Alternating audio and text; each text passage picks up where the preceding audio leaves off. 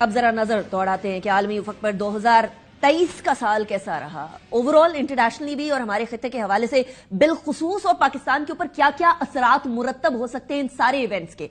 सबसे पहले बात करेंगे ये रूस और यूक्रेन की जंग को 2 साल फरवरी के महीने में मुकम्मल हो गए। 24 फरवरी को रूस की जानिब से यूक्रेन पर किए जाने वाले बड़े हमले को 2 साल मुकम्मल हुए हैं। चीनी करेंसी ने अमेरिकन डॉलर को युआन ने, यानी चाइना के जो क्रॉस ट्रेड बॉर्डर के जो होती है पेमेंट्स, उसके अंदर पीछे छोड़ दिया। यूएस डॉलर्स का जो परसेंटेज थी इस ट्रेड के अंदर, पेमेंट्स के अंदर, वो कम था और युआन का ज्यादा था। रिकॉर्ड गर्म तरीन साल रहा है। नवंबर 2022 से लेकर अक्टूबर 2023 तक गर्मी की शिद्दत बाकी सालों के कंपैरिजन में सबसे ज्यादा थी, और इस बार सर्दियां भी हम उसी तरीके से देख रहे हैं। मौसमियाती तब्दीलियां, COP28 भी हुआ, साथ ही साथ 30 नवंबर को आलमी माहौलियाती कॉन्फ्रेंस के हवाले से जो चीन अमेरिका ताल्लुकात है वो इस साल हम लोगों को बतदरीज बेहतर होते हुए नजर आए in comparison to before. America और चीन के सदूर के दरमियान तकरीबन 1 बरस बाद मुलाकात हुई सैन फ्रांसिस्को के अंदर। भारत के मामलात जरा खराब होते हुए नजर आ रहे हैं हमें पूरी दुनिया के अंदर। कनाडा के सरजमीन में दहशतगर्दी करना और वहां एक सिख लीडर को मार देना, उसके तमाम शवाहिद कनाडा सामने लेकर आ गया, और उसके बाद फिर अमेरिका के अंदर भी इसी तरह से एक साजिश सामने आई कि वहां बैठे, यानी अमेरिका की सरजमीन पर बैठे एक लीडर को किस तरीके से कत्ल करने की साजिश बनाई गई। भारत के अंदर इंतहा पसंदी बढ़ती चली जा रही है, और वो भारतीय इंतहा पसंदी अब भारत की सुप्रीम कोर्ट तक पहुंच गई है। मकबूजा कश्मीर की खुसूसी हैसियत के हवाले से भारतीय सुप्रीम कोर्ट ने फैसला किया। दिसंबर 2023 में भारतीय सुप्रीम कोर्ट ने जम्मू कश्मीर की खुसूसी हैसियत खत्म करने का जो 5 अगस्त 2019 का फैसला था उसको बरकरार रखा है। भारत ने 2019 के अंदर मकबूजा कश्मीर की खुसूसी हैसियत को खत्म कर दिया था आर्टिकल 370 और 35A को अबॉलिश करके। और सबसे बड़ा साल का सानहा कह लें, सबसे बड़ी जंग और अलमिया कह लें, वो इस वक्त भी चल रही है। वो है इजराइल का फलस्तीन के ऊपर ताबड़तोड़ हमले। इन हमलों के अंदर जवाब बनाया गया 7 अक्टूबर के जो हमास का सरप्राइज अटैक था इजराइल में। लेकिन याद रखिए कि हमास 1987 में बनी थी। 1947 से लेकर 1987 तक तकरीबन इन 4 दहाइयों के अंदर 40,000 के करीब फलस्तीनियों को ऑलरेडी इजराइल शहीद कर चुका था। अब ये जो सूरत हाल है ये 86 दिनों से मुसलसल चल रही है इजराइल की और फलस्तीन के साथ, और इस टाइम तक तकरीबन 58,000 फलस्तीनी जो है वो जख्मी हो चुके हैं और 30,000 फलस्तीनी जो हैं वो शहीद हो चुके हैं। क्योंकि ये फिगर कंफर्म इस तरह से नहीं हो सकती कि बहुत सारे लोग अभी भी मलबे तले दबे हुए हैं।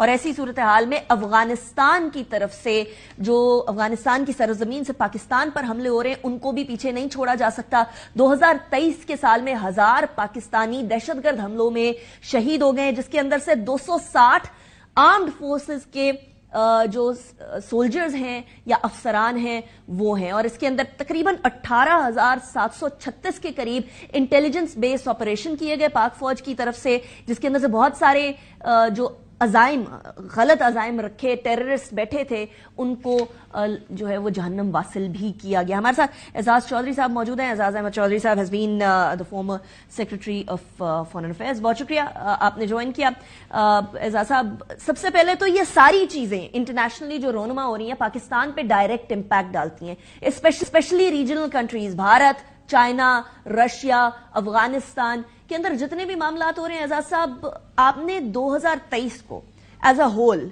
पाकिस्तान के लिए किस तरह का साल देखा with respect to these regional changes?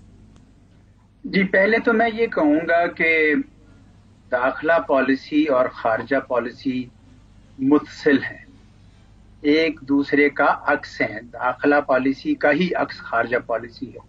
तो चूंकि 2023 में हमारे अंदरूनी हालात में तलातुम रहा, खुसूसन इक्तिसादी मैदान में, और जब आप कहीं पैसे लेने जाएं तो अगले शराइत भी लगाते हैं, तो आपकी खारजा पॉलिसी की स्पेस जो है 2023 में कम रही। उम्मीद करेंगे कि अब नई हुकूमत बन जाए इलेक्शंस के बाद और स्टेबिलिटी आए और हम ये मांगने के मामलात से आगे बढ़कर अपने اپنی چادر میں رہنا سیکھیں آمین تو شاید پھر ہم پاکستان کی خارجہ پالیسی پہ بھی اس کے مثبت اثرات پڑیں گے. اب بیرونی میدان میں سب سے بڑا جو چیلنج پاکستان کے لیے ہے اور رہے گا وہ امریکہ اور چین کا مسابقہ ہے، کمپٹیشن ہے، کیونکہ ہم چین کے ساتھ ہیں، چین کے ہمسائے بھی ہیں. چین نے بڑی انویسٹمنٹ کی ہے، سرمایہ کاری پاکستان میں اس وقت کی جب کوئی نہیں کر رہا تھا، دہشت گردی کی بڑی تیز لہر سے ہم گزر رہے تھے. اور امریکہ کے ساتھ ہمارے بڑے تجارتی تعلقات بھی ہیں، ہمارے سرمایہ کاری کے تعلقات بھی ہیں. تو یہ بڑی پاکستان میں بحث جاری رہی 2023 میں کہ کیا پاکستان کو دونوں کشتیوں میں سوار ہونا چاہیے یا ایک کشتی کا انتخاب کرنا چاہیے. تو میں ہمیشہ سے یہ کہتا رہا کہ پاکستان کو اپنے مفادات کے مطابق دونوں ملکوں سے تعلقات رکھنے ہمارے مفادات جو ہیں وہ دونوں ممالک سے جڑے تو ہوئے ہیں، لیکن ہمیں پتہ ہے کہ ان دونوں ممالک کے تعلقات بڑے کشیدہ رہے ہیں. اعزاز صاحب، ابھی کچھ بہتری، کچھ برف پگھلنے لگی ہے، تو یہ برف پگھلنا کیا پاکستان کے لیے بھی انڈائریکٹلی اچھا ہوگا؟ بہت اچھا ہوگا. اس کی وجہ یہ ہے کہ بار بار پریزیڈنٹ شی اور پریزیڈنٹ بائیڈن جب بھی مل رہے ہیں سین فرانسسکو میں، اس سے پہلے وہ بالی میں 2022 میں ملے، انہوں نے کہا کہ ہم بالکل کولڈ وار کی طرف نہیں جا رہے اور ہم کوئی اس قسم کا کوئی مسئلہ کھڑا نہیں کرنا چاہ رہے. ایون جو ڈی کپل کہتے تھے ہم چین کی اس سے کرنا چاہتے ہیں اکانومی سے، وہ بھی ختم ہو کے انہوں نے ڈی رسک کی بات کر رہے ہیں.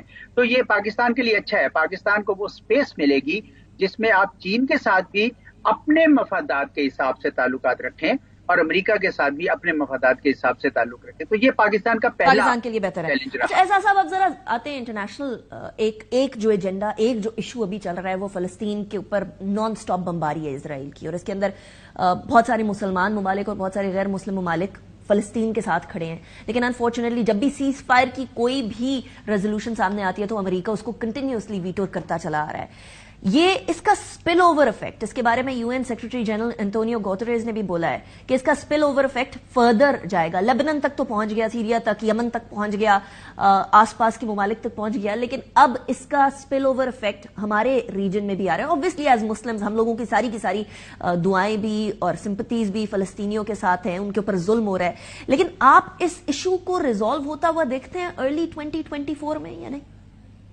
مجھے ایسا نظر نہیں آ رہا جی. اس کی وجہ یہ ہے کہ اسرائیل، مجھے یوں لگتا ہے کہ وہ گریٹر اسرائیل بنانے کے چکر میں ہے، اور اگر اس کا یہی وہ ہے تو پھر کوشش کر رہا ہے کہ جتنے فلسطینی رہ گئے ہیں اس علاقے میں، ویسٹ بینک میں اور غزہ میں، وہ یا تو مصر چلے جائیں یا جارڈن چلے جائیں.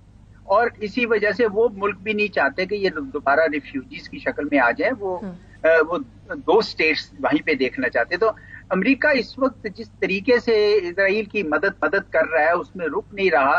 اس سے مجھے یہ لگتا ہے کہ یہ سلسلہ ابھی چلے گا. تاہم امریکہ کے اندر بھی اب بڑی آوازیں اٹھ رہی ہیں، بہت آوازیں اٹھ رہی ہیں، ان کے لوگ اٹھ رہے ہیں کہ یہ جس طرح بہیمانہ اور بے رحمانہ طریقے سے لوگوں کو مارا جا رہا ہے، یہ تو بالکل جینوسائیڈ ہے. اور اب ساؤتھ افریقہ نے اچھا کیا کہ اس نے انٹرنیشنل کرمنل کورٹ میں بھی یہ کیس فائل کیا، بلکہ شاید ICJ میں گئے وہ، کہ یہ بالکل یہ تو میں سمجھتا ہوں کہ دباؤ بڑھے گا. لیکن مجھے اسپل اوور ایفیکٹ اس حد تک تو ہے کہ جو اس کی فرنٹ لائن سٹیٹس ہیں ان کے اوپر اسرائیل ان کو انگیج کر رہا ہے. لیکن مجھے بھی یہ بڑی جنگ میں تبدیل ہوتی اس لیے نظر نہیں آ رہی کہ مجھے نہیں نظر آ رہا کہ باقی So it's not leading towards a World War III in your view. اچھا اعزاز صاحب، اب یہ آن گوئنگ ایشو تو ہے انفارچونیٹلی، لیکن یہ ایک ہیومینیٹیرین کرائسس بھی ہے. پاکستان جو اس کے لیے کر رہا ہے، کیا وہ کافی؟ ہم نئے سال کی سیلیبریشن نہیں کر رہے ہیں، ہماری سٹیٹمنٹس بہت تگڑی ہیں، بٹ از دس انف؟ جی میرے خیال میں جو پرائمری سٹیک ہولڈرز ہیں، جو فرنٹ لائن سٹیٹس ہیں عرب ممالک کی، وہ خود بھی جنگ نہیں کرنا چاہ رہے. تو اس لیے پاکستان کوئی اس قسم کا کائنیٹک ایکشن تو نہیں لے سکتا کہ کوئی آپ سولجرز بھیجیں یا کچھ طرح کا کام کریں. پاکستان البتہ ڈپلومیٹک سپورٹ دے رہا ہے، مورل سپورٹ دے رہا ہے اور ہیومینیٹیرین اسسٹنس بھی دے رہا ہے، اور جو کر سکتا ہے. بلکہ میں آپ کو بتاؤں کہ جتنا پاکستان کنسسٹنٹلی فلسطینیوں کے حقوق کے لیے بولا ہے، شاید ہی کوئی ملک دنیا میں اس طریقے سے بولا ہو. آپ دیکھ لیجئے کہ آج کل ایک وائرل ہوئی ہے اسپیچ جو ہمارے فارن منسٹر نے 7 اکتوبر 1947 کو کی تھی اقوام متحدہ کی جنرل اسمبلی میں، کہ فلسطین کے لیے انہوں نے پورے ان کے ریاست کے لیے ایک پورا مقدمہ جسے کہتے ہیں لڑا تھا. تو پاکستان تو بالکل میرے خیال میں کر رہا ہے، اور میرے خیال میں اس کو یہ سلسلہ جاری رکھنا چاہیے اپنی حمایت. رائٹ.